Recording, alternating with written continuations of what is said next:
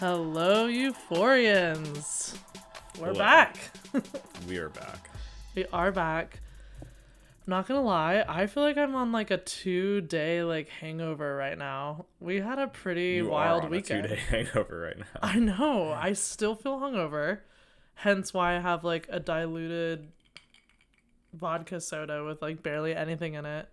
But Alex, you have a fancy drink tonight. You fancy. Despite drinking too many martinis this weekend, I'm drinking a martini. A very gay lychee martini with a little umbrella. Yeah, but that's kind of good because like Cal, you kind of see his gay side. This is like yeah, Cal's like gay bar drink. Yeah. A lychee martini. Mm-hmm. No, we were actually really sad because we were like, God, we're such fucking idiots to not have cooks tonight of all nights. I feel like we're doing a disservice to Cal, but we really are because that's our local liquor store just isn't coming up big with the cooks lately. They just never have it in stock, so I need to find a better distributor. New York City has a cooks drought right now. I need to start like wholesaling like cases of cooks. You really do, but you know what? Maybe next week we'll like double bottle it up and we'll chug it for Cal. Cooks Champagne, hit us up. For Cal. Please sponsor us. If there were ever a sponsor I wanted, it would be Cooks Champagne. Oh my God, I would die. I feel like they do no marketing though, so we'll probably never hear from them. I've looked into it before. Unreachable. I don't know about you, but I feel refreshed. I feel like this episode was so much better than last week, so I'm feeling like strong again. I was feeling kind of in the dumps last week because I just wasn't feeling the episode. A little down in the dumps. Yeah, last week's episode sucked, but I felt good about what I said after the first episode, that like I give this season the benefit of the doubt after how strong episode 1 was. Totally. I thought this episode was really strong and made me feel good about saying that. Yes, I agree. Because I felt right. Do you even get the title? Did you ever like establish what that means? I'm a little confused by So, big and little bullies. What does that even mean? We have, for the first time to my knowledge, other than the special episodes, we've broken from the song title naming structure. This one's named after a piece of art by Robert Rauschenberg. Oh shit. That is the name of the episode. Ruminations, Big and Little Bullies is the name of the piece. What does it look like? Well, I can show you. It is kind of a collage. Maybe I'll post it on our story. Kind of a collage-esque photographic piece. Okay. I don't like... It's kind of cool. On a very like surface level, I don't see any like direct comparisons between the piece and the episode, but I think the name kind of signals to like the inherited trauma of like abusive relationships where the abused party then becomes the abuser. So you know, young Cal being the little bully turning into the big bully, and Nate being the little bully who will inevitably turn into the big bully. That makes 100% sense to me. That would be my read on it, but I don't know how much that relates to the piece or if that's what anyone Here am else I had in thinking they mind. made up a word. I thought ruminations was a made up word. Paige. I thought it was like imagination, but like like rumination. No, did you actually think that? I Shut swear the to fuck God. up. You did I not. swear to God. You thought it was Rue Imaginations?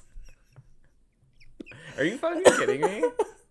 You did not tell me this. I'm dying. I know. Well, we kind of come to the table like without talking about this beforehand. Good. Wow. So, anyways, we'll just ignore my Ruminations is dumbass. that's like pondering something, like thinking deeply about something. Well, ruminate on but it. once you just Deep showed me that thoughts. art piece, it all hit me like a shit ton of bricks. Like I was like, oh my God, now I know that word. Duh. Like if I was reading it in a book, I would like know it, if that makes sense. But like I was just looking at it purely from a Euphoria standpoint. Jesus.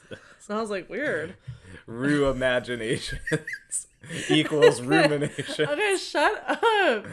So going right into the episode, I was dying. For the first time, I was like, you know what? I'm gonna do like a cute Insta story of us like watching Euphoria. So I was like holding my phone like steadily, like getting the shot, and immediately after the HBO goes like, oh, there's just like a fucking white disgusting ass hanging out of like Hanes underwear. So I couldn't post it because Instagram's fucking pussy and won't let you post anything. Oh really? I don't think you can post a butt. You couldn't post They would have the probably banned it, and I don't want to be banned. Like while we're about to release our God. episode, I'm not positive, but Instagram sucks. You know how they are. They'll block you prudes. for like anything. They're so prudish. God. I'm not like positive, but you know what I mean. I didn't want to take the risk. So. Yeah, they really do open right with the ass, and then there They we go. do. We get And I Cal's kinda whole like- backstory. I'm liking all these like period piece like throwbacks. It's kind of fun to get like a mixture of like modern versus like. You can tell that they enjoy doing like the really like getting into like the the period. Oh, I think I have the episode playing out loud. I need to mute it. Yeah, there we go. There you go. Copyright. Just kidding. But yeah, as usual, watching the episode. So we get to enter young Cal. Young Cal's world. I liked the kid that played young Cal did a good job. Yeah, very good. They had him and the other guy, Derek, had a very believable like homoerotic tension and connection. Can I ask you a question? Like really, I'll just right out the gates, and you don't have to answer if you don't want to. But like, is this something like? I want to phrase this right. Like, have you ever felt that with a friend? Have you ever been really deeply connected with anyone and ever no? Like, is that normal for a guy to like kind of like? I think it just depends on the dude. I don't know. Like, I know you're straight. Normal, I know I'm not like asking that level of, but like, meaning, do you guys ever go through like? I'm just gonna say like girls. I feel like it's talked about a lot that we're like wear our emotions on our sleeve. We're more emotional. So like, I always joke or not joke, but I always say I could see myself like falling in love with a girl, even though I'm not. But I'm really not bi. Like I'm not into girls. I'm very straight. But in very vulnerable places in my life, I could see myself like falling in love with a friend if I felt a deep connection. Do you know many guys that ever go through that weird like? I don't know many guys that have talked about it openly, but like. I don't know. I mean... Do you know what I'm trying to say, though? Where you're experimental. You're not, like, in love, but you might just be, like, curious. I mean, like, I've felt, like, attracted to dudes before, but I'm not interested in, like, going, like, full... I know that already. Well, obviously, I know. But, like... I've been with you for 10 years, so I know that, but I meant, like, in general, like... Is that something guys are really open about talking about, or is that, like, not... Because girls talk about everything. No, I don't know. I mean, just in general, I'm not someone that talks about sex a ton with people, but, like, I don't know about, like... I don't know. You can't ask me that. Friendship something was cute. So general like that. I don't know. I just didn't feel Depends like right away they were romantic. I felt like they were just so deeply, like, they were deep in that friendship and, like... leaned on each other for a time. I don't know. I didn't really... there was, like, more than that, obviously. Yeah, I guess. Yeah. The gay bar tells it all. Yeah. They're so cute, though. I really like them, though. Like, meaning I don't care if they're friends or gay together. Like, I just think they're cute in general, even as friends. I think they're, like, friendship. It's a vibe. Right. I also am liking the, like, Brad Pitt, like, hairdos, like, Matt Damon looks. I feel like Derek's hot. Yeah, I was just gonna say, I like Derek. Yeah, Derek's Team hotter. Derek. He's a dick, though, but he is hotter. You think he's a dick? Yeah, he was. They were both, like, total meanies. No. Yeah, they were. They weren't bullies, were they? I thought they were just, like, always having fun, like, goofing off. I didn't really take it as, like, they were bullies. He was, like, he almost ran someone off the fucking road. Just like Nate. That's true, yeah. You know, I mean, I don't, like, they're just kids, but, like, they're just definitely, fucking like, around. meathead, like, assholes. Well, they are wrestlers, which you and I were joking about. Like, wrestling's such a weird... Yeah, wrestlers are never that hot. Are you kidding me? The wrestlers are always, like, the big, like, dumbbell, like, kids. It's always some big, like, block. Like... Yeah, I feel like it's, like, a way to get out aggression if you're not good at, like, other sports. Because you don't have to be, like, that good at wrestling, do you? Like, it's not that, like, labor-intensive. Like, growing up, like, guys of all sizes wrestled. Not in a mean way, but, like, guys... Well, like, you know what I'm talking about? Like, guys were, like, stick thin and were wrestlers. And I was like, what? Like... I don't know. That's not I just fair. never wanted to be gripping up on some dudes like that, all sweaty and stuff. Like, that is not, like, a sexy way to, like, be up on a dude. And dudes, I don't want to get beat up, like, in a way that I can't, like... I don't know. Wrestling always seemed really fucking lame to me because it's like, if I'm gonna, like, fight someone, I want to fight them, not have all these fucking, like, little rules. Like, you gotta grab them this way and flip them on their back like a turtle, like, this way. Like, I either want to fight someone or I don't want to fight someone. If I don't want to fight someone... You want to beat the shit out of them. Yeah, like, I don't with want no this, rules. like, little, like, I don't know. That never appealed to me. For me in high school, too, like... And once again, probably super generalizing, but I feel like guys that did wrestling were, like, closeted gay guys. Because they were always, like, jocks and, like, trying to prove themselves. Yeah, that's a But then later in life, I'd find out, like, oh, that wrestler's gay. Surprise. Like, I don't know. I always felt like that sport specifically, just where I grew up, was definitely like that. But anyways, so also I liked his, so that is his wife, right? The young girl? Yeah, Doug. He has a kid with her, I guess. Young Marsha. She's hot. She's definitely not hot She looked now. a lot better back then. I know. We see who grew up hotter in that situation. Yeah. Well, that's why at first I didn't think it was her. Because I was like, there's no way. Like, she's banging. I know, same.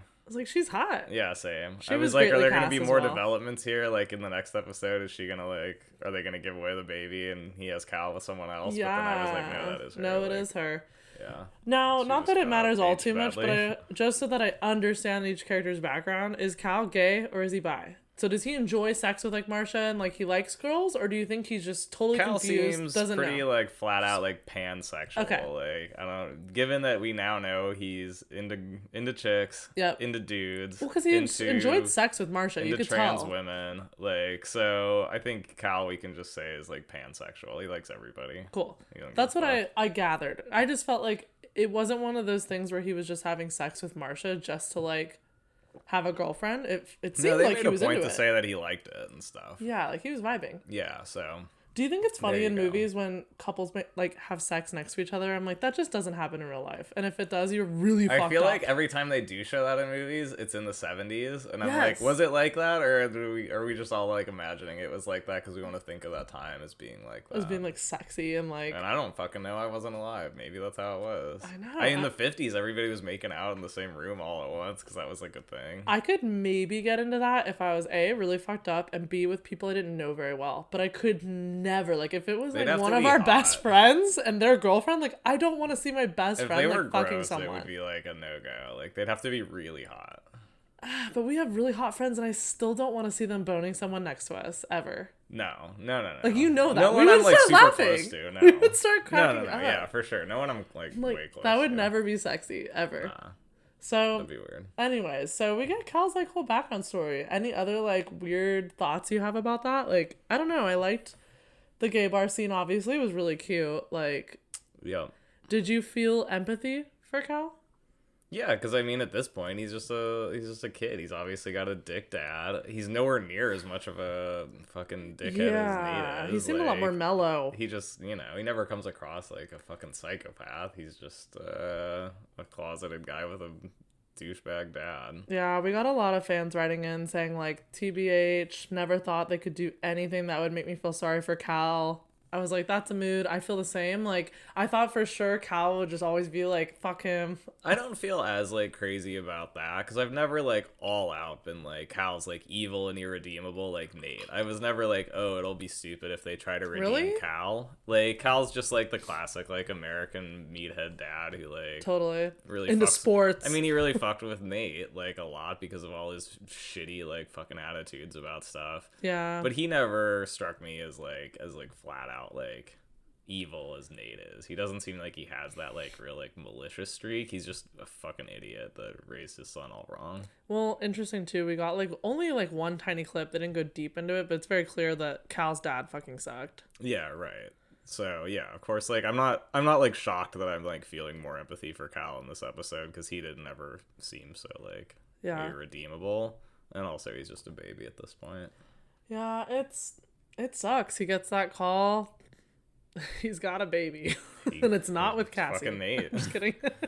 And it's not Cassie's baby. What was up with that? I don't Weird. know. It's super weird, but I just overall felt like his story was very like, I don't know. It just gave us a little more insight, but I guess, yeah, I agree. I have a little bit of empathy. The hardest thing is that like knowing that he like went through this, how is he like raising Nate the same way his dad raised him, you know? Yeah, and being such a macho like fucking ass about everything when he was like at the gay bar like trying to bone his best friend not that long ago.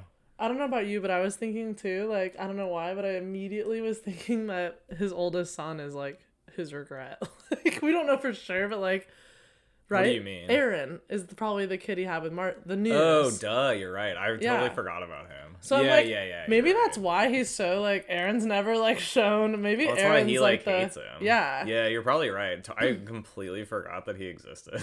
Well, he's in. I think he was in the fair. episode before this. I know. Well, he's just like a peripheral, but Aaron was because remember he's going up the stairs and his brother's like, or no, it is in this episode. He's like, the mom is like, Cal, dinner's ready, and it's like terrifying. He like shoots himself with that rifle, and it's all just like a dream sequence. I thought that was Nate. But no, it's Aaron. He's like, Dad, like dinner's ready. I thought that was Nate. So Aaron got like one moment. Yeah, good. Yeah, I completely forgot about him. But I was thinking like that's probably why like they have such a like tumultuous like at the carnival when he's like, fuck Dad, I hate like, him. This is the kid that like fucked up my like gay love life. Yeah, so I don't know. Something to think about, but yeah. Another opportunity too to show us the backstory for the little son, the mystery son. Where is the little son? They skipped out again. They're really holding out on us with the little son. We don't know where he is. Are we gonna get the story of the little son in season 2? I like don't know yet. I feel like no. I feel like it's just a fuck up. But then I'm like, Sam's so detailed that like there's no way. We're going deep on the Jacobs family history, so I could see it. Yeah. We're getting a lot of Jacobs backstory, so I don't know. We'll see. Wow. Then we get a great opening scene of Rue just like doing her fucking thing. I do love this song. I forget the guy's name, but whatever. Irresponsible. Fuck it. Oh, Bobby Darin. Bobby Darin. Call me Durin. Irresponsible. Sorry, whatever. I'm a little drunk. Good song. Great song. Good representation of what it feels like when you're really high. And when you're alone, or she thinks she's alone, you can just vibe the fuck out. Like, yeah. Mm-hmm. Sometimes I like in my head, I'm like, I'm starring in a Broadway show. So I was thinking like, that's Rue right now. Like she's really feeling like she's the main character. Oh yeah. Been there. But this scene gets dark very quickly. Gia and her have a little like one off, and you kind of get to see a little more of like Gia's emotions towards shit, and then Rue does the whole like school teacher, like I'm gonna break down like what it's like to be an addict. Yeah, they really this was like the episode where they really like we're going all in on like breaking the fourth wall. They do a good job too. Like they had the whole Rue Elliot presentation, and then later the Lexi like reality show segment. Yeah. It was fun. Yeah, it was funny. I liked how they had the dick pic in there, and that was like a callback to last season when she had the slideshow. Oh yeah, she's like, "Oops." That was funny. That was fun. I don't know about you too, but like I've like known addicts growing up, so I feel like they also did a really good job of making like relevant to like more, what do you call it? Like more Gen Z like vibes, but it was still like told in a way that makes sense. Like meaning all the steps. I've like literally seen like family members, people I know are addicts, like do this shit, like gaslight, like make up excuses, and it's almost like they just like would rather make up excuses and gaslight because they think that that's like not hurting someone. Yeah, I mean, like for me, the big takeaway from this episode, like the big like learning character wise, was that Rue is like even more of like a cold hard bitch than we ever thought before. Yeah, like, and obviously like that's partially addiction, mostly addiction probably, but she really like, I think more than we've ever seen before, she is like incredibly like cold and calculating and emotionless in the way that she plots out like how she wants to like do this shit and get away with it, and the way she uses people in her life to like get what she wants with like zero regard for them. Zero. Which like last season I felt maybe it also could be like you said, it's not all just the addiction, right? Like it's definitely like a mixture. But I think also it's the stage she's in. Meaning like season 1 was like overdose, rehab. She was very vulnerable. She like fell in love really fast out of rehab. Like there was a lot more emotional shit going on. Now I feel like it's almost like now that she's more set in her like school life and has Jules, she's like it's like she's not going down emotionally, but she's going back down the rabbit hole of like, I want to do drugs as much as possible and hide it. Well, she's trying to have it all. Trying to have a double life. Yeah, and to her that like means like really like figuring out how to like do drugs constantly, as we see, for free. And a lot of different ones. Get away with it, like, and do this at like all costs. And yeah, I don't know. We just see like a new depth to her character, and how like what a dark like kind of heart leg to a certain extent. When like, you say heartless like, bitch, fucked up character she is. Yeah, like, this episode for sure gave us like a new dimension to that. 100%. When you say heartless bitch, I think of literally this scene, her and Gia, which by the way, Storm Reed, like, she fucking killed this. I love her so much, but I think she like really, her and Zendaya have really good chemistry. Because that scene was really intense. Well, it's just crazy because she's like provoking Gia into these like intense, like emotional arguments. And she said she was going to commit suicide if she didn't smoke weed. She's just like bullshitting her everything G is feeling is like so fucked up and real and like and raw, sad. and Rue is just straight up acting through all of it. Yep. And it's all just a ploy. It's like, she literally broke down and told her baby sister that if she doesn't do like some sort of drug, she's gonna like commit suicide, and that's like why she's like.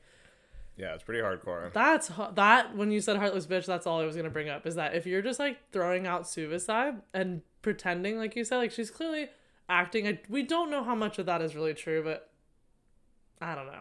I don't buy it. She likes drugs too much to like kill herself intentionally. She doesn't give a shit if she dies doing drugs, but I don't think she would kill herself. Yeah, at least maybe, not right now, because she likes doing drugs so much. I think she wants to do more drugs. For sure, but super cute.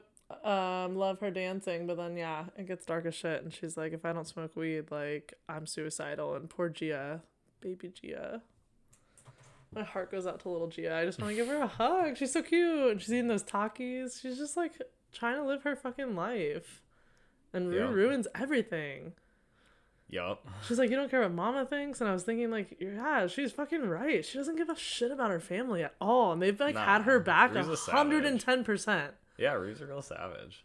Anyway, she doesn't give a fuck about anything. She's like running into school doors, like she's a mess. Hey, that's normal, all right. No, she's high though. Let's not shame her for running into the door, okay? She is fucking high. I know someone else here that's run into many a door. I love Hunter's jacket in this scene where they're sitting on like the empty canal or whatever. Don't know what that is, but I made a note of that. I don't know. I like it. Yeah, I feel like it's like looks like her artwork. That was another aspect of this episode I like, is that they gave a lot of room in this one for the characters to just like interact and like exist chill in school and exist without like giant like intense drama. There's just scenes of like Rue and Jules and Elliot just like fucking around and like hanging out, and that was nice. Like I think it's really needed to like take the breaks from like the hardcore like high drama like moments to like remind you why you actually give a shit about these characters and like want them to succeed, and to see them like in like more normal moments. Yeah, especially Rue and Jules. This episode did that well. Especially them, because last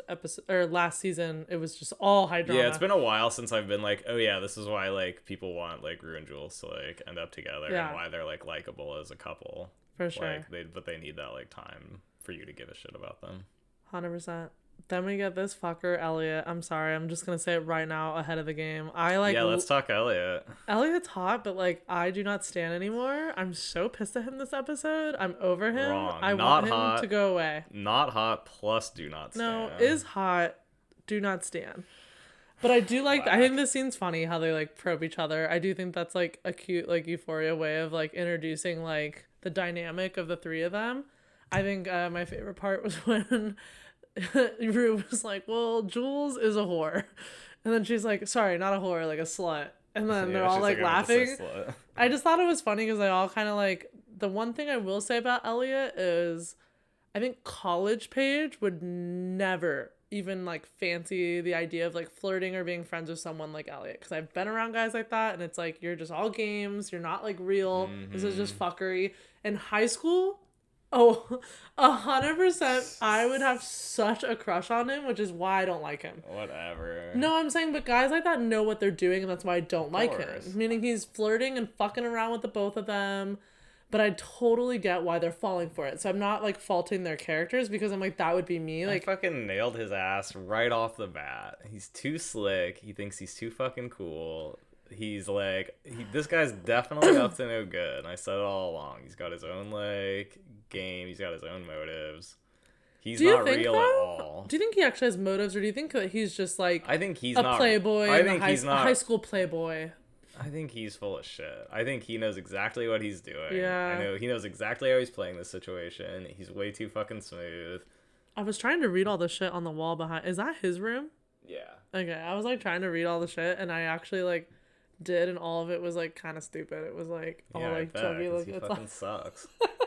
It's like about what should be done. It's all these like quotes and stuff. I think they're trying to make him like the arty like druggy, and it's like it's not working. He's for like me. The arty like fuckboy. He's like the there's always one. It says that in marker. Like, lame, come on. Lame. He's like the fucking manipulator. Like, this guy knows what he's is. doing. He knows like the play. He knows how to like be cool and like slick about like their sexualities to like get what he wants. He knows how to be cool about, like, say all the right things about Jules being trans and how, like, Rue's, like, related to that. He called her out. He knows how to get in, like, both their heads about everything. And he knows exactly what he's doing. Which, you know what makes me the most mad, like, on a real level, is Jules this season so far. I've always stand Jules, I think, above all. But, like, I stand her even more this season. I feel like she's the most, like, the only one that's, like, not going over the deep end.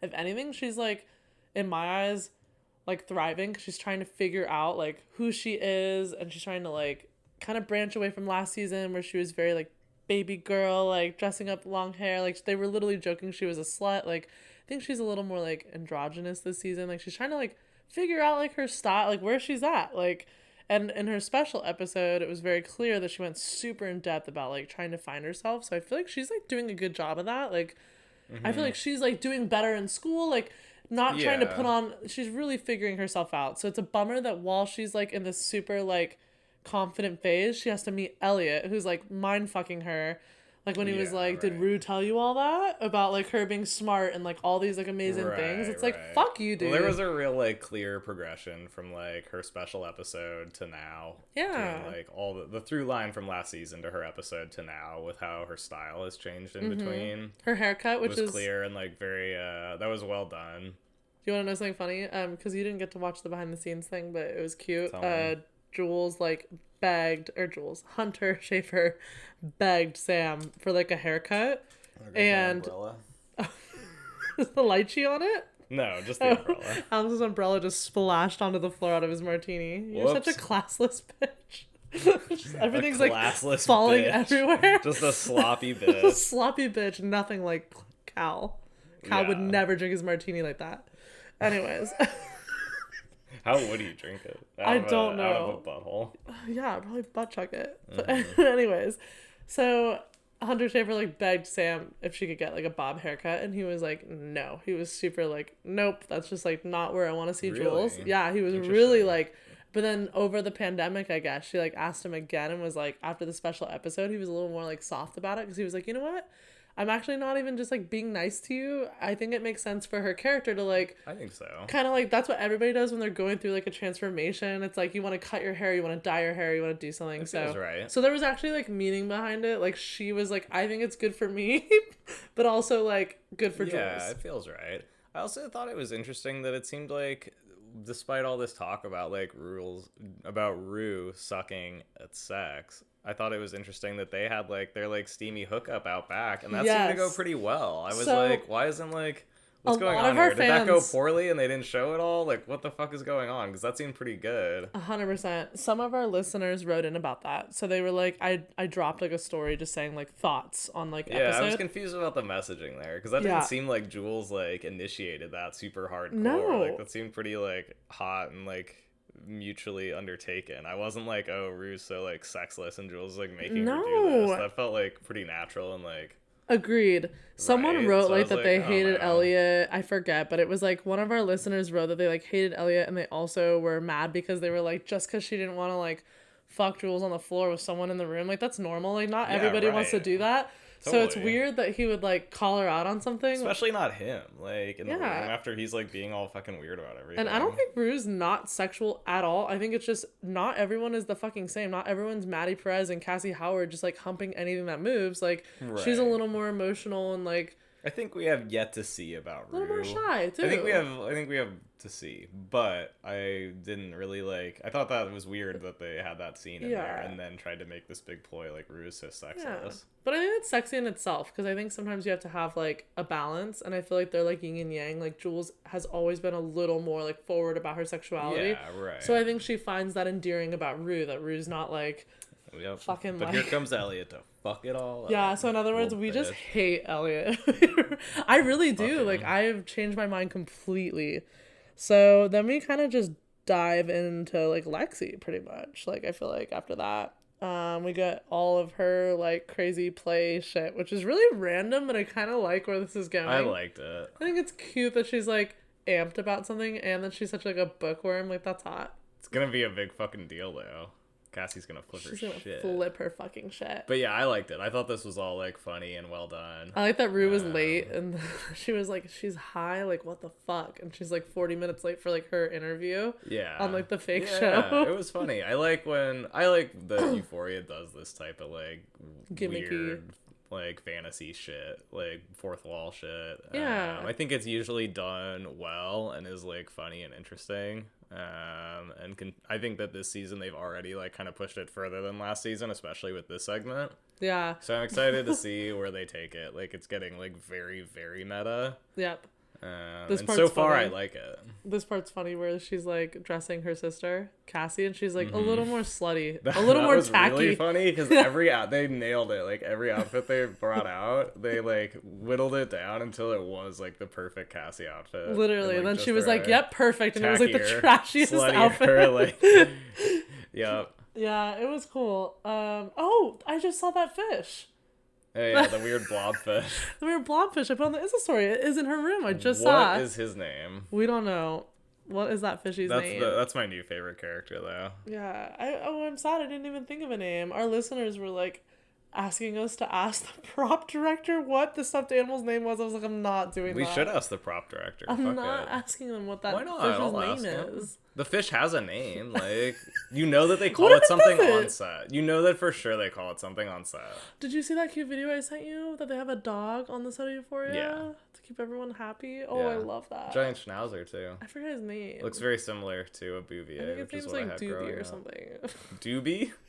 I think I just made that up, but we'll just call him Doobie. That would be appropriate. So this, I don't know about you, most terrifying part of this episode was Cassie getting up every morning at 4 fucking a.m. to get ready. I don't know why, but it scared me. Cassie's she was like wearing weird masks. Lost her mind. She was like scrubbing her fucking legs like raw. It's like, what are you doing? She's completely lost her mind. She's going like full American Psycho, but like that's what I mean. Patrick Bateman's like calm and like collected, and she's like anxious and like losing her fucking mind. You know what else I find interesting is that it kind of like she's doing what Nate described he liked so much in season 1, like clean, like meticulous, which I mean, she's trying to be Maddie. She is, but I was just gonna say though, I don't feel like Maddie gives off this vibe where she's scrubbing her body raw at 4 a.m. to go to school. I feel like Maddie's confident, so like whatever she puts on, like she does like plan it and stuff, but that's why I was kind of like, what? But then I understood when they showed them side by side and they're both wearing it's like Cassie's outfits. interpretation of this. Like, she's handling it and approaching it differently. But do you know what I mean? Like, Maddie wouldn't be rubbing fucking like deodorant and jade rollers all over her fucking like chest every morning, and like that's not really her vibe.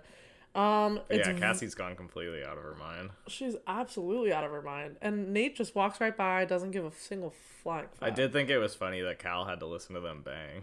That was funny. Revenge.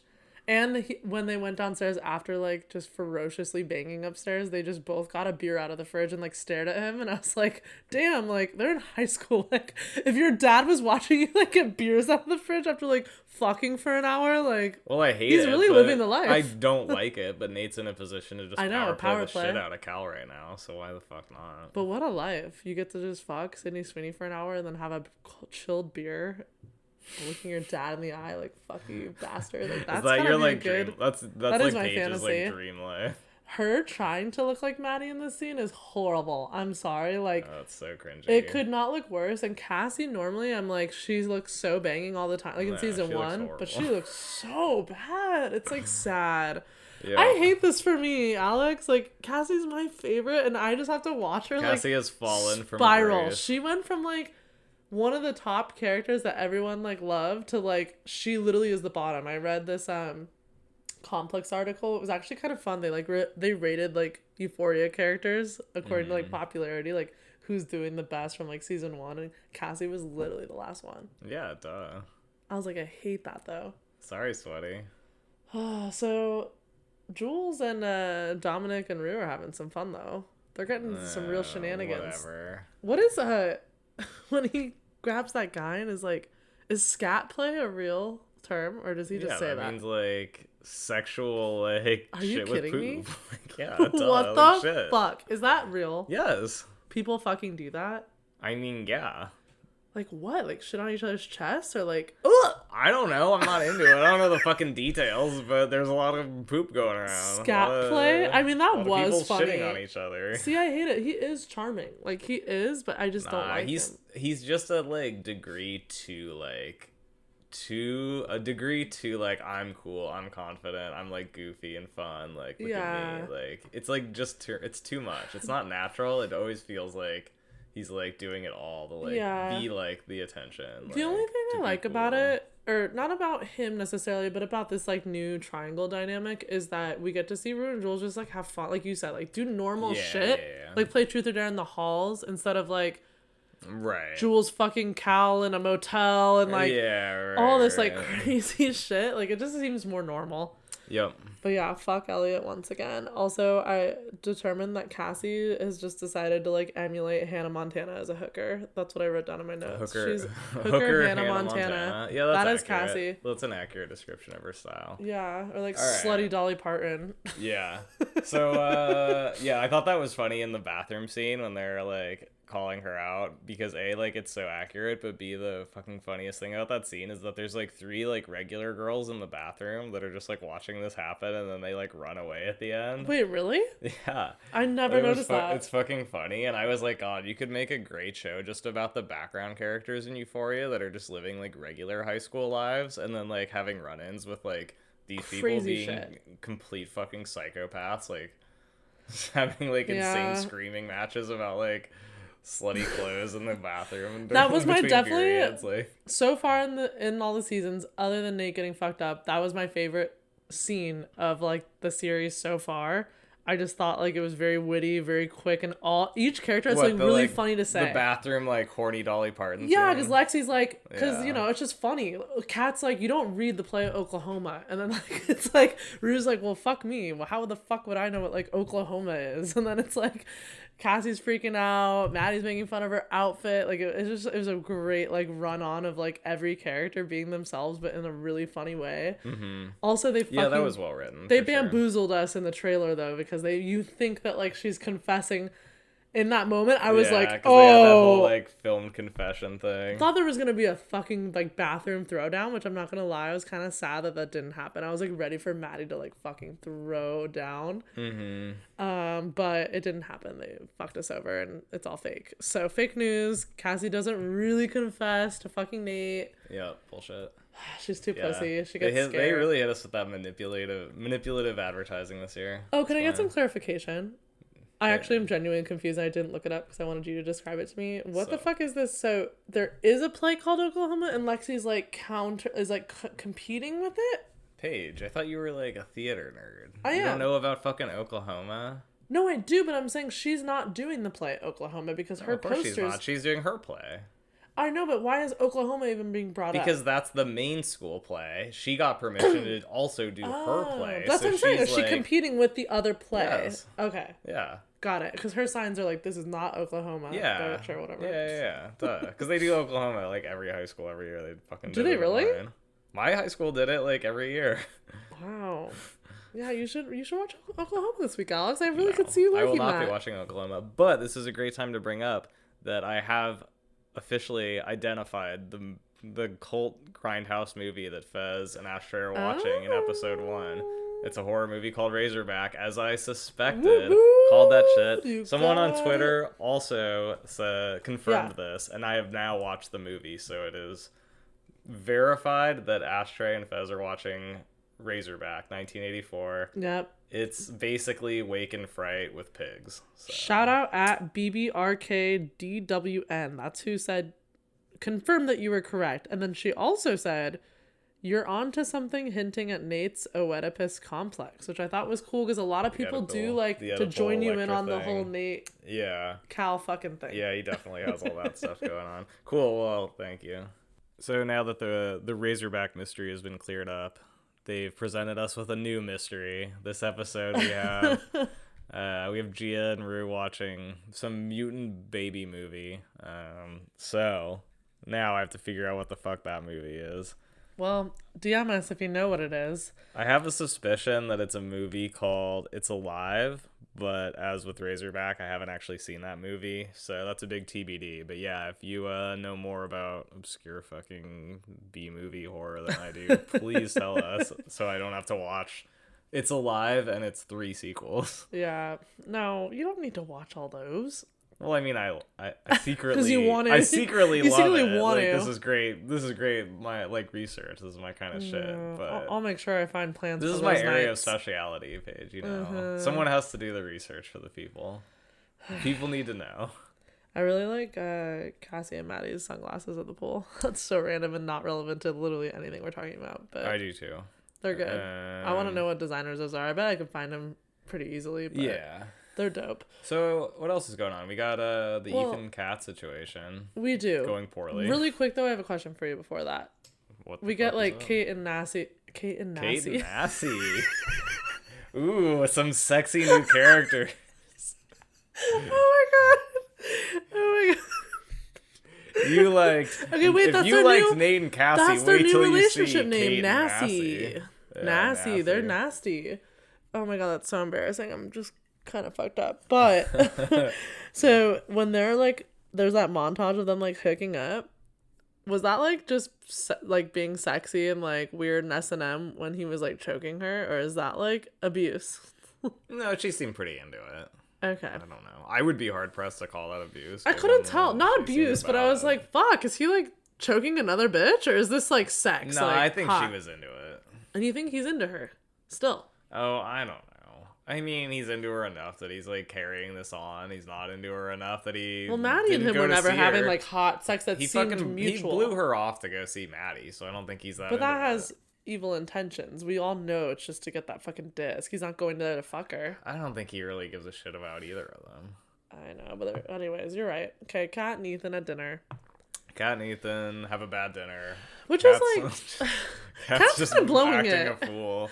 She's completely blowing a relationship with Ethan, who is so sweet. This whole dinner, he's just like staring off into space because Kat's being so fucking weird. Yeah, like I didn't think the parents were too like probing. They just asked her like, tell us about yourself. It's like, yeah, they were definitely like awkward, annoying parent weird, like, yeah. But it wasn't like so off-putting. I was gonna say that is one of the most fucking annoying questions. Like, tell me about yourself. I mean, that's so cringe. Like, I'm who like, wants to go through that? No one. What? Like, no, what is this, school?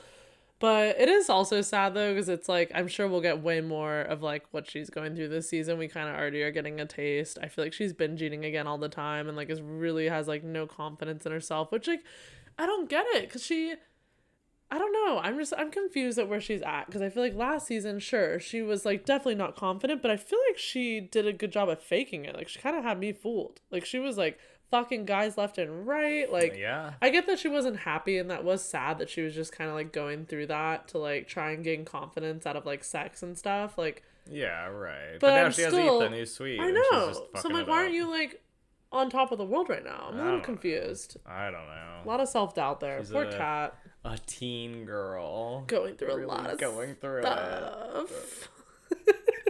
Yeah. Oh, it's man. going poorly, though. Well. But Ethan's trying out for Oklahoma, so it's okay. No, we got the part. We find out he gets the part. Yeah, right. Which you and I both, during the episode, literally at the same time, were like, God, Kat, you're being a bitch. Like, he tells her and she goes, oh, cool. It's like, I know. Fuck off. Ethan got the lead. It's cool. Be excited for him. Like, Ethan. Yeah. Got the lead. Actually, I can't picture Ethan being a lead in a play at all. Yeah. He's so quiet and like weird. Whatever. He's gonna be in Lexi's play. Who's he gonna be in Lexi's play? Nate. That's a good question. Cassie's dad. Cassie's deadbeat dad.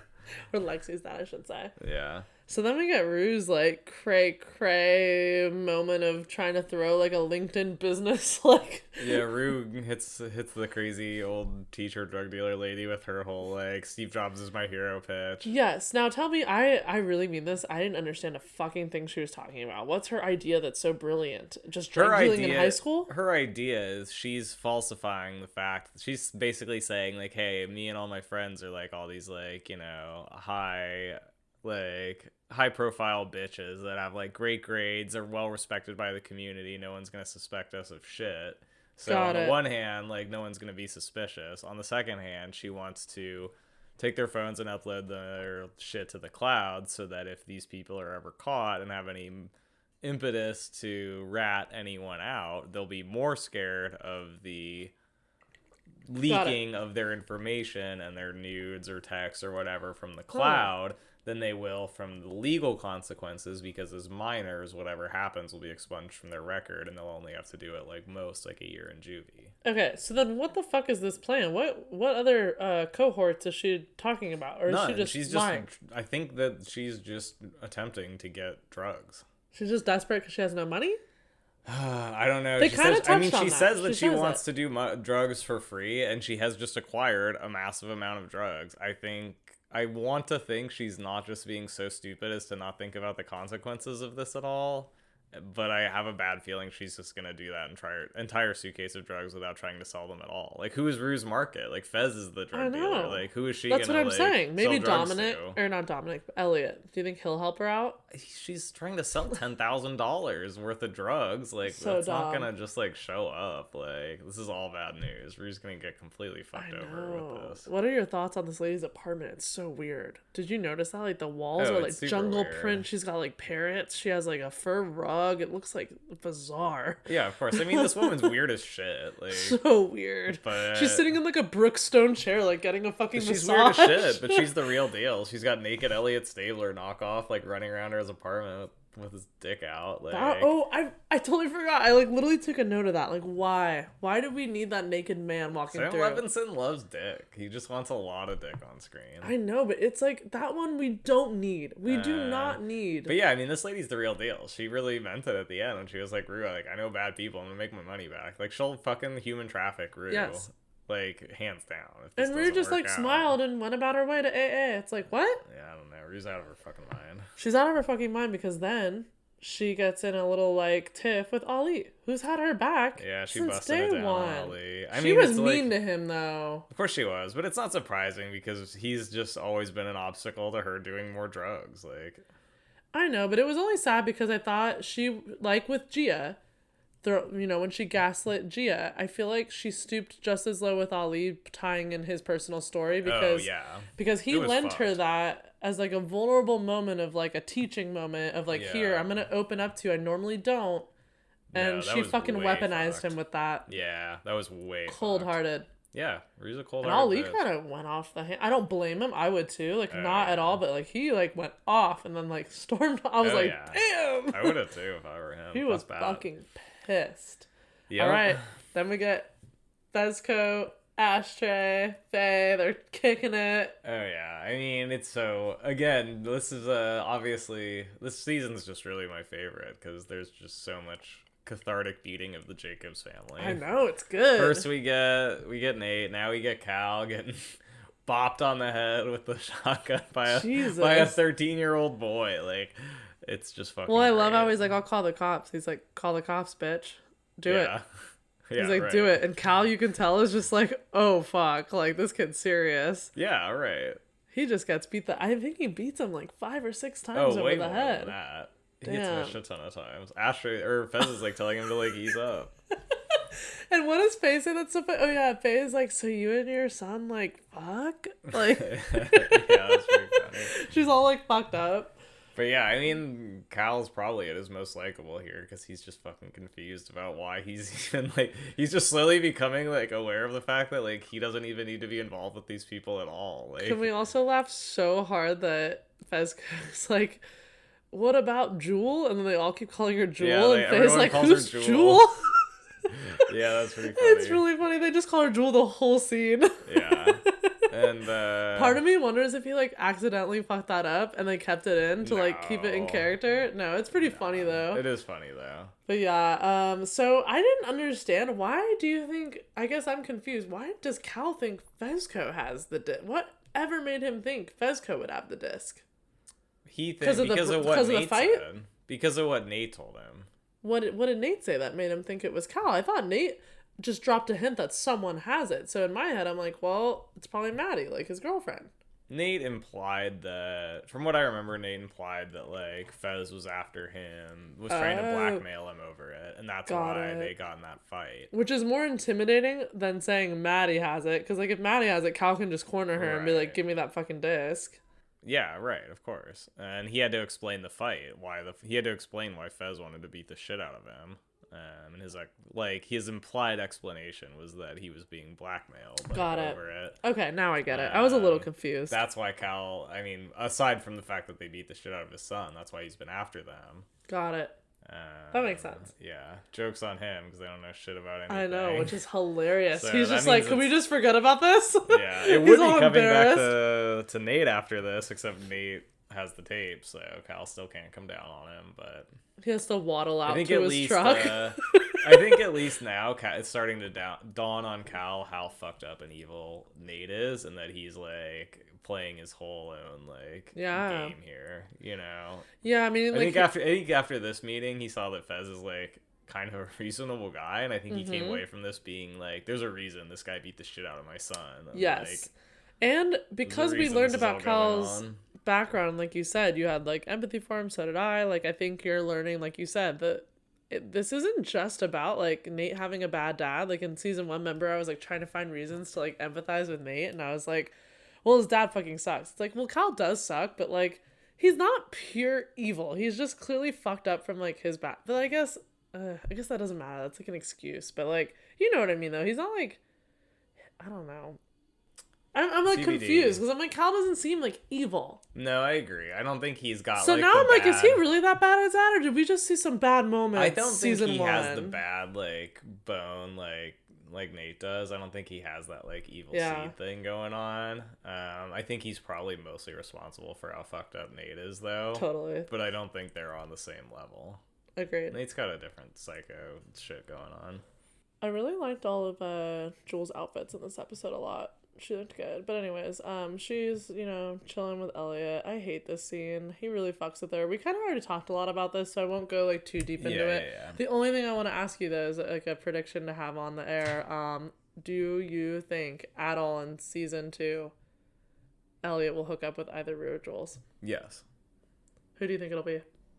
Jules. It's too early to say. You think Jules? Same. Yeah.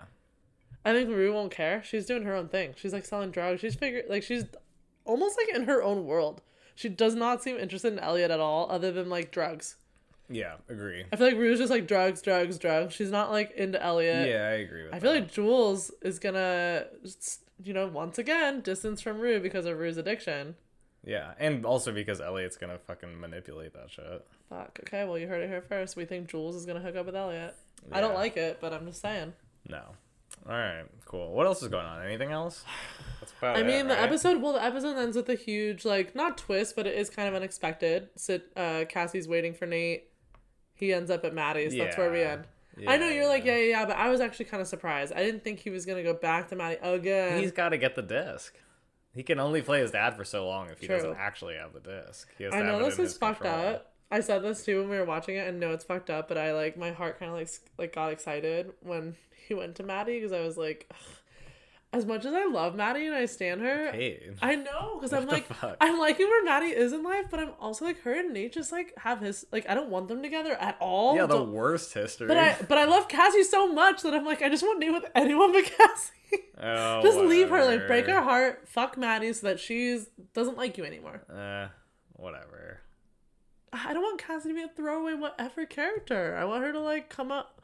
I want her to be a phoenix that rises from the ashes. Wow. I don't want her to be with Nate. I hate it. I hate Nassie. Nassie. I hate Nassie. Hate Kate.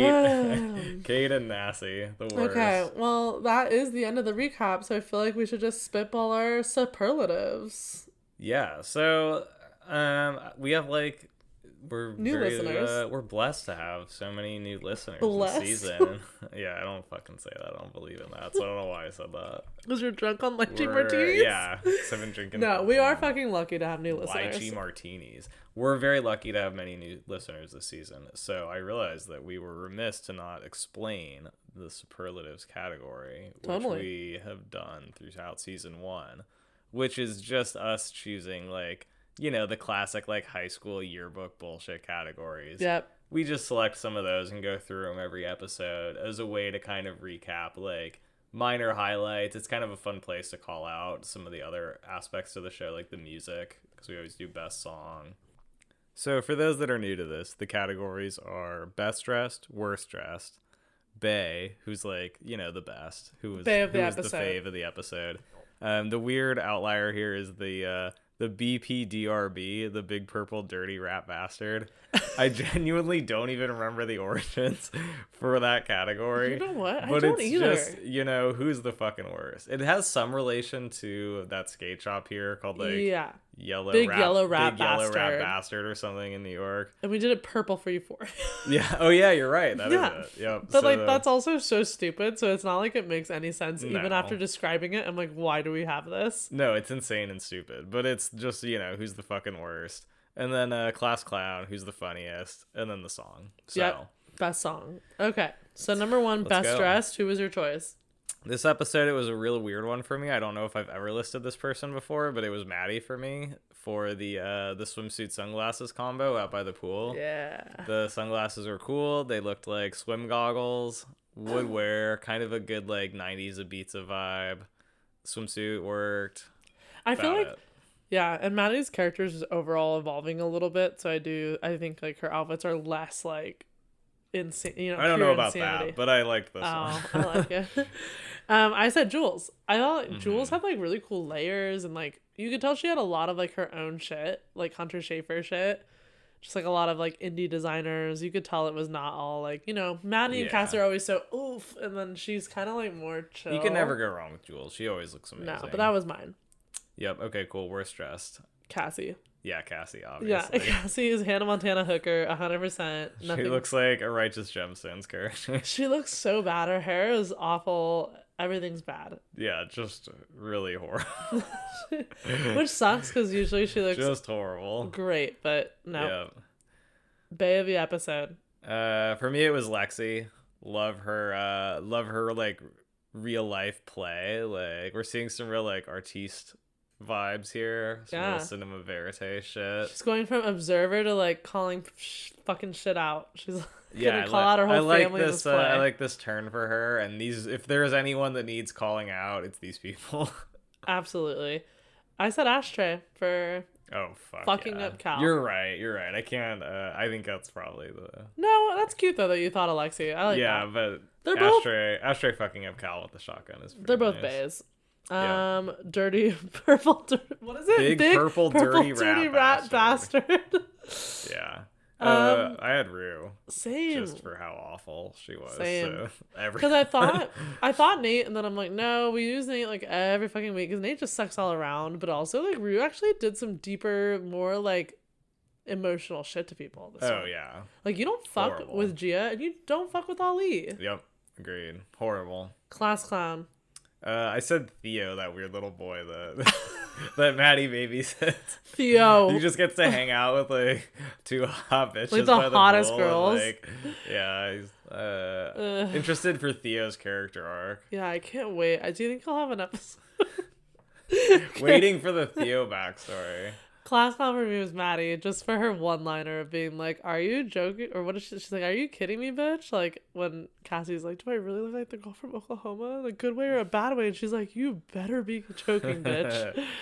Yeah, fair enough. Yeah, because I just thought that was hilarious. Because, like, Maddie's just so honest and, like, brutal about it. So I thought that was funny.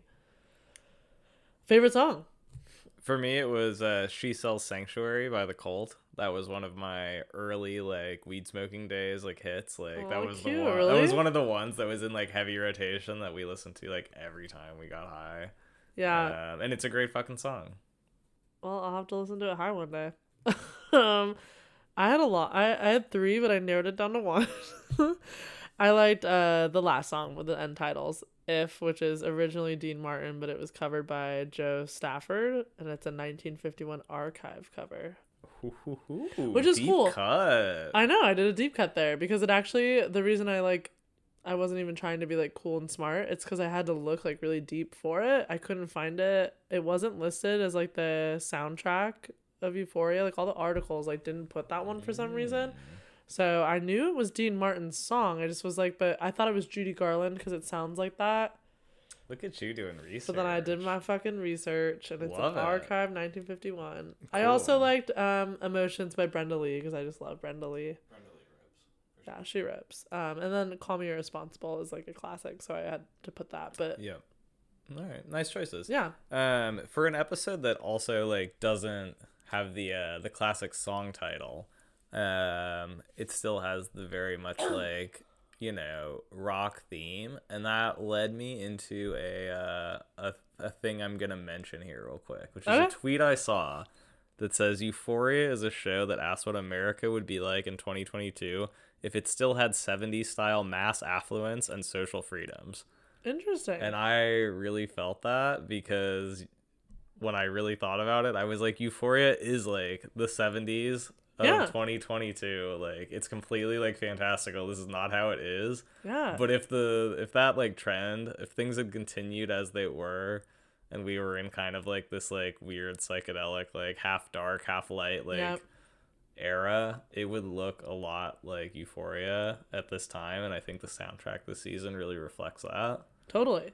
Drawing the connection between those two time periods as very like half like golden age and half like so fucked up and awful and dark. Yeah, I never thought of it that way. Yeah. Kind of like the Woodstock like vibes where it's like good idea on paper, but like bad. Yeah. Free sex, lots of drugs, like, you know, that whole thing. But disastrous when it all comes crumbling down. Like your parents were telling us, or I forget who, I think it was your parents, were like, that was a shit show. Like everyone always likes to like glamorize like Woodstock, but I heard Woodstock was a fucking disaster. It was a disaster. Yeah, but that's what I'm thinking of as you say that. Like, yeah, I mean the golden like hippie dream of the 60s melted into like the like punk dystopia of the late 70s when there were serial killers running rampant. Oh, lovely. Acid. Cool. So Euphoria is going in really good positive ways. But I thought that was actually a pretty accurate like characterization of Euphoria as like a general like time period piece, especially since Euphoria kind of takes place in an alternate universe anyways. That was like interesting. No, that's a good point to bring up. Also on that note, I told you today I was like venting, but I feel like everyone I'm hearing so far that are like newcomers to Euphoria, that are, meaning I can tell they're new, like they're not like diehard Euphoria fans. Noobs. I feel like they're just coming through and they're so quick to just like label Euphoria as like, I tried watching it, but like they just do like so many drugs, and when I was in high school, like all I knew about was weed, and like that just doesn't make any sense. And it's like I just feel like no one's getting it. Like a lot of these like gabby people criticizing Euphoria, or just even have something to bring to the table, it's always very like petty and boring. Like I feel like we do a good job of like deep diving and like understanding like, well, like, bitch, have you not seen an R-rated movie in your life? Like, yeah, sometimes the shit you watch has drugs and but I also think it's lame to say high school doesn't equal drugs. Like, I'm sorry, but where I grew up, like, fuck yeah, there were drugs everywhere in my high school. Like, I'm not saying every high school looks like Euphoria. Like, that would be crazy. Like we always say, it's a fantasy world. It's not supposed to be, like, literal. Yeah. So what I'm saying is I think, unfortunately, a lot of, like, the critics are missing the mark. But even then, it's like, I mean, we've talked about this before, but I went to, like, a very affluent, like, white, suburban, like, high school, and there were still kids selling, like, you know, Vicodin on my bus and stuff. There were, like, you know, a lot of overdoses in my town, like... Yeah. It's not like it's so far off reality in the drugs aspect. I mean, high schoolers have been using drugs like fucking crazy for basically like all the time, at least since like the 60s. And if anything, like the reality is that drug use has dropped off among high schoolers like hardcore in the last like 10 to 15 years. Yeah. So all this show's doing is like showing like what high school like hypothetically is like. I also guess my point on that too though probably should be like, honestly. People like that, though, also just have no depth. Like, I'm sorry. If you watch the show and that's all you gather, that's, like, pretty lame. Like, there's just... I feel like the first time I ever watched Euphoria with no, like... We didn't have a podcast to listen to. We didn't have multiple Vogue articles and all this shit. Like, I just had to kind of, like, figure it out on my own, which I'm sure all of our, like, listeners can relate because they're all super fans. But, like... Well, Euphoria is gonzo in style, but it's not superficial. It has real depth and, like... You know, that's what I'm saying though. If that's all you got going on beneath the surface, like even though it's like aggressively like in your provocative face. with the amount of like dicks and butts and drugs and stuff. Yeah, but I think that's like fun. And like, yeah, it's all very surface level. The rest of the show is like quite deep and goes well beyond that. So if that's all you like read from Euphoria, it's like you're really just not paying attention. Yeah, and Sam is so detailed. I know we got to wrap it up soon, but like he talked about how him and Marcel, the cinematographer dude, how they like the whole reason they even thought of Cal's backstory even being involved in the episodes at all was just purely based off a night of them hanging out and listening to 90s music, and like how their love for like their like in-depth love for music, which shows all throughout Euphoria. We've always said like the music ties in like rhythmically so well. He literally said that's what sparked the story of Cal, like that was never supposed to be like a thing. So once again, just like pointing out to like things like that you and I like catch and like research and like get super like nerdy about, and other people are just so quick to like dismiss TV shows for like the dumbest reasons, like there's too many drugs. It's like, you're like 30. Like, God. But anyways, on that note, I feel like we should dive into our new segment. Yeah. Do you want to lead us in or should I? I feel like, I guess I will. I don't know. Should I like describe it again? We did last week, but I'm happy to. Alex and I decided to do a segment where it's called Change Our Minds, Bitch. And I just feel like so many of our listeners have some of the best opinions and like predictions, contradictions to what we talk about, and we just kind of want like our listeners to fight with us a bit, like battle us, but like in a fun way, like call us out when we just fuck up, and like maybe we said something on the episode that's not accurate, or maybe they disagree. I think the Lexi Fez thing was a big wake up call for us. We think we're so like on top of it. We had multiple people predicting that like between seasons 1 and 2 and really clowned on that, so we've come back down to earth. Yeah, we're a little more humbled this season. Yeah, we're really channeling the humble vibes this season. Yeah, so, like we're not the experts we thought we were. I feel like sometimes we're totally wrong on stuff, so I want to know. Hey, there's only one way to live life, which is 100% sure that you're right about everything all the time. That's you, Alex. That's not me. Obviously, I don't give a shit since I thought Rue Imagination was a word. So I'm obviously not too concerned with how I like research things. But anyways, we're wrong all the time, so we have now Change Our Minds, Bitch, where you should write in and tell us what we're wrong about and why. And don't be shy. Please do. Like, we want to hear it. People are scared though. Someone wrote in like I can't go up against you guys, and it's like I like that, like they were joking. They were joking, but I also like that people feel that way, because that's very me and Alex. You just have to know from listening to us, we're very like aggressive people. We have very like strong opinions, but that doesn't mean we're always right. Usually we're fucking wrong. So like call us out. But I'm frequently wrong. So yes. So here's the new segment.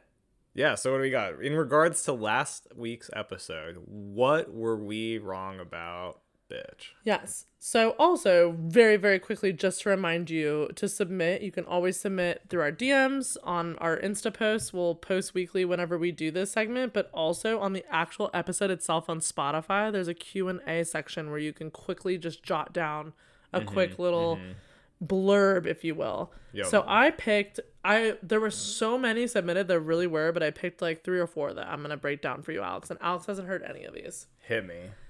So episode 2 was the best episode of the season, maybe even the series. 100% debunked. False. Fake news. I don't buy that take for a second. I know, but that is something someone submitted. They wanted to be anonymous, so I won't say their handle. I will say, I mean, to not be rude, it was weak, like both in like a like thematic like plot, structural situation, and also in terms of like nothing interesting about the show happening. I thought it was the biggest struggle. It was a struggle bus. Total struggle. Yeah, just it like really brought down season 2. It was like a mess of like plotting. It was all over the place. It was messy. It was difficult to follow. It just was not cohesive. There was transitions were not smooth. And that's not just us. We've had friends agree, so sorry. Wrong. Also, bold to say, maybe even of the series. Like, come on. I'm sorry. Season 1 is strong. Like, strong. No. So episode 2 is a total throwaway. Okay, this is coming from Ridiculous. It's spelled kind of weird, but on Instagram. They said, I have to live in a Euphoria echo chamber with all the bad takes recently, so I only listen to y'all because I'm most mostly always agree. That's cute. Fuck yeah. Thanks. But I've never been fully convinced that Nate is, oh my god, I can't read it. Canonically gay, since we've only seen him interested in cis and trans women. I think the dick pics on his phone were to send to Jules? ? He was on Grindr in the first place, though. So was this just like the intent to find Jules? Mm-hmm. In other words, you and I think last episode were joking around about all the dick pics. Yeah. I think this person's point is like, I think that was literally just like the plot to get Jules. Well, I think the amount of dick pics is a little suspicious because you can't send like 40 different dicks to the same person. But agreed. yeah, I can buy that it was all part of a plot to get Jules. I certainly don't think he's straight. In terms of him being gay, I don't know. I think it's worth remembering the scene from season 1 when he's in the locker room and everyone's naked and he's wildly uncomfortable. He does not feel it. Don't say that to say that like that's like totally normal or whatever. I'm the type of guy that's not super like down to just like whip your dick out and be like naked laughing in a room with a bunch of other dudes. But the way he's experiencing that in his internal monologue at the time leads me to think there's a little bit of gayness going on. But this is a solid take. Like Nate's sexuality is still up in the air, in other words. Also, like, low-key love that you listen because you agree with us. That's so nice. Thank you for writing in. Yeah, what's up? R. Cohen948 says, I think that Ashtray is going to die at the end, and Fez is going to go bonkers, and we're going to see a different side of him, which is calling me out because I predicted that Fez would die. Oh, and yeah, interesting. So they're bringing another, which I think is valid. I think that absolutely could happen, meaning I'm not going to like say yes or no because I told you I just have a feeling someone's going to die this season. I don't know how to explain it. So now I'm kind of like, R. Cohen, like you've convinced me, like Ashtray going at the end would be like really like I don't know if traumatic. I see it being Ashtray, but I think that this season is kind of like the anything can happen season where we're not going to see what's coming. Yes. So I don't have any problems with this. I think it's pretty wide open right now in terms of like what's going to happen. So I'm fine with that take. Yep. That could definitely happen. Crazy. The last one is just funny. I just threw it in for shits and giggles. We got like multiple people writing in, but this is just one of like 15 people that wrote in and said Rue Elliott. Ari. Well, I'm saying like Rue, like Ari. Like you don't ever say that? No, you say Ari. Like... I say Rue, like Rue. Oh my god, tonight is not my night. Everyone's gonna think I'm dumb as rocks. All of our new listeners are gonna be like, on you I swear I have an education. I actually like can speak. Okay. R.E. Elliott, the person he's smoking with in his house in episode 2 is credited as his cousin, not his mom. So everyone was like freaking out and calling us out because we were like Elliott and his mom are like weird. Apparently that's his cousin. Yeah, no, fair. It's an oversight on our part. We strive to be attentive to detail, and we were fucking wrong. I failed to review the credits on that episode as I usually do. So a good call out. It's not his mom; it's his cousin. Which makes more sense because remember I was like, his mom looks young. Yeah, good point. And while we're on that subject, the only noteworthy credits from this episode, I would say, are we have someone credited as the meathead jock and someone credited just as hot girl, which are both pretty amusing. Hot girl. I don't know if anyone here listening remembers season 1, but season 1 has some amazing like credits, like just really like vague, weird credits like that we used to call out, and I'll start doing that again because they do a pretty good job being like comedic about the way they describe extras. For sure. Man, well, those are good. Did anyone change your mind? Cool. Oh, there's Meatball. Oh. You changed Meatball's mind, and he's vocalizing that. Did anyone like change your mind? I feel like we just more got called out, which is what I want. I want people to call us out. Yeah, I don't know. The Ashtray take is interesting. I don't know that I like 100% agree, but I don't disagree because like it's not like a wild theory. We aren't gonna see it coming, but that's a good theory. I hadn't thought of that before. He's getting a lot more character development this season, so it would definitely hurt if we lost Ashtray. For sure. Okay, well that wraps up this episode. I really want to highly encourage Alex and I would love to see more of you submit to the Change Your Mind Bitch. Don't be scared. I literally got a couple people writing in being like, you guys are going to be mad at us for what I think. We don't give a fuck. Like, we say a lot of stupid shit on here. Please submit your thoughts. We love nothing more than good conversation. So Yes, agreed. Just the more the better. I don't even care if they're like super fucking weird. If anything, that like makes it funny. I'll take your shittiest take. Give me your weakest, coldest take. I'll take it. Like, I'm literally interested. I still want to hear it. Same. I think it like makes the show. So please do not hesitate. I always like touching on the fringes of the fandom. For sure. And then, I don't know, other than that, I'm excited for episode 4. This was a strong episode. I'm stoked. Can't wait for next week to chat it up.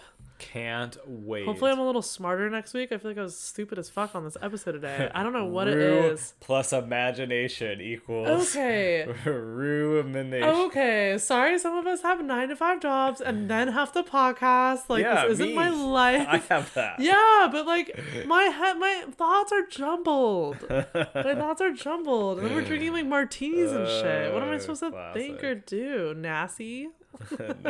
Yeah. What was it? Let's make that go viral. Nate and Cassie. I said nasty. Kate, you said Kate and Nasty. I said Kate and Nasty.